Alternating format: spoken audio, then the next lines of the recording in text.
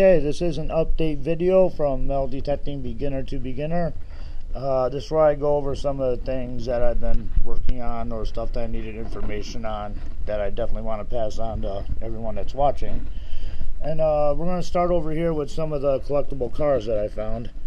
In these conditions, these are not exactly collectible worth money for various reasons. Let's start with this one. Obviously, it's not a Hot Wheels, so the guy had no idea what that was.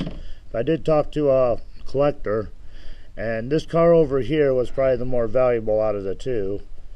The problem is that it's missing a top part, so that's the reason why he really wasn't super interested.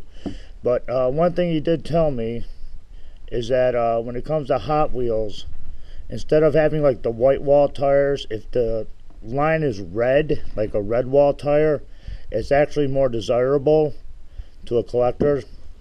So keep that in mind. Like if you guys find Hot Wheel cars, if you find ones with a red line around the wheel, that's definitely more collectible. But yeah, this was the better one out of two. The problem is it was missing this area. Over on this one, he said he's never seen this kind before. This is a 1979. He was very interested in it, but it doesn't have any wheels, so he wasn't too big into it. Some of the things I did learn though is that if you find a car where the doors open, that usually means it's the first run of this car. So this is the first ones that they made in this Lamborghini model. Now, also what's interesting is that people do, or Hot Wheel collectors do, buy cars like this because they'd like to strip them down and repaint them, as like, I guess, for an art project. But because this one has no wheels, he said it's too much of a pain in the butt to unscrew the back and add wheels.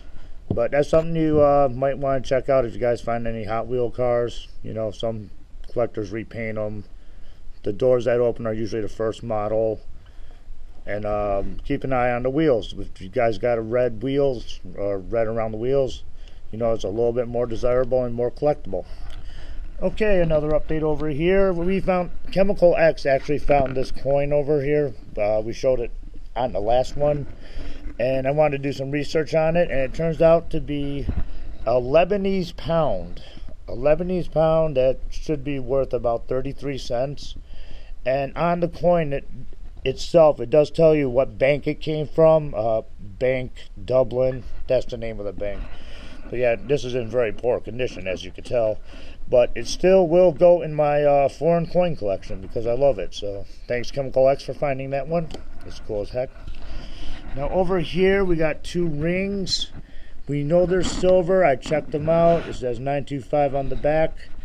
I was curious about the stones, if the stones are real, and the stones are not real. Oh well, either way, we got silver out of it.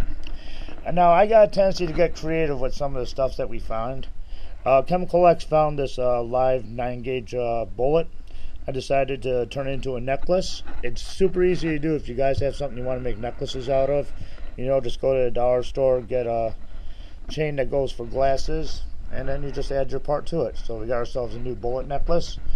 These are the coins that we have found since October. So we've been doing really good. We had a phenomenal winter so far.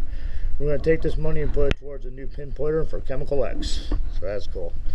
And last but not least, I found this on a dark hunt. And I took it to work and I sandblasted it. It turns out to be brass. And like I said, I like to utilize stuff. I decided to turn it into a candle holder, something I like to call a candlelight dinner for two, because you got two candles in there. So when you guys find very interesting stuff like this, try to utilize it as much as possible. Well, this is an update video again on some of the stuff that we found over the last few weeks. Like I said, get creative, do some research. You never know what type of coin you're going to find. And just have fun with some of the stuff that you get. Alright, I am Tripwire. This is Metal Detecting Beginner to Beginner. Thank you very much, and y'all keep the hunt alive. The